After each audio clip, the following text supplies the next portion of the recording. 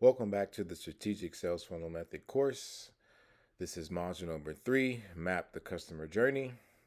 Title of this video, module 3.6, Sales Funnel Example, Renovations Contractor.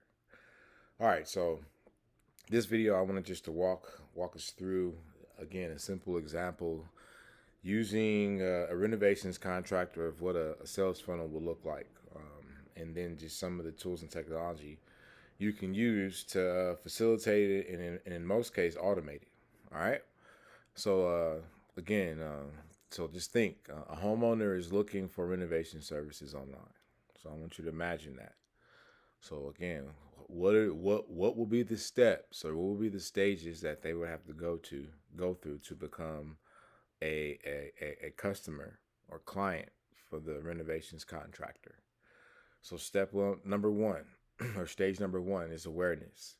And so, how does that happen? What does that look like? So, what they're going to do is, again, they're searching online for renovation services. They're on search engine, and for some reason they come across, your Google My Business listings. They see your business in the Google search results and click on it.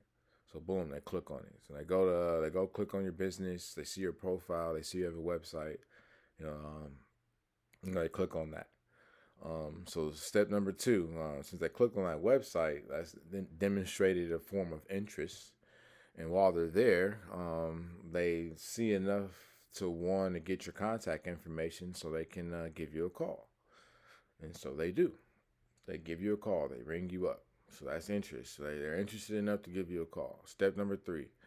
Um, while on that call, they get some basic information from you, and you share some basic information with them, and they, offer to set up an appointment with you, so they can get a little bit more detailed information about your project, so they can obviously prepare some sort of a proposal for you. So that was a decision that they made.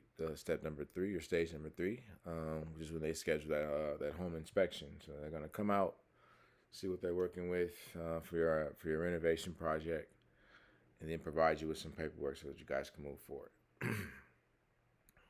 Next, stage number 4, action. They pay the deposit through the virtual invoice you emailed them. So all is well. You guys agreed to terms, and you told them that there was a deposit that needs to be paid. So you send them the invoice for X amount of dollars through email, and then you wake up the next day and you see that your invoice has been paid. Now they're a customer of yours. So they started off as a stranger, searching online for renovation services, and through a series of strategic steps that are well crafted out, you were able to guide them from one stage to the next, and now they're doing business with you instead of your competition. And that's the basic gist of how a sales funnel will work.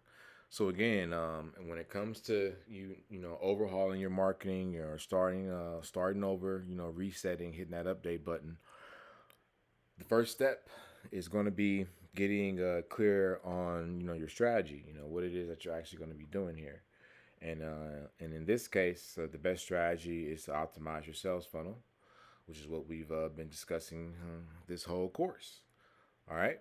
And so once you get clarity on what your customer is going to actually need to be doing in each stage of the funnel, and the types of content that you're going to put out there to help facilitate those actions or those steps forward, that's going to be what separates you from obviously generating the lead so that you can increase your sales and revenue, boost profits so you can keep growing your business, or keep missing out on sales opportunities due to just poor marketing systems. You guys not being able to attracting more leads. You're missing out on the leads that you do get. You're not following up with them, or you're just missing phone calls. Whatever it might be, it ultimately is going to lead to a reduction in revenue, which ultimately could put your business at risk of going closing its doors for good.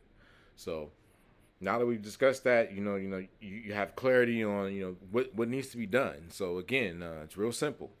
You need to get clear on understanding who your target audience is. And then once you figure that out, get clear on that, get some clarity on that.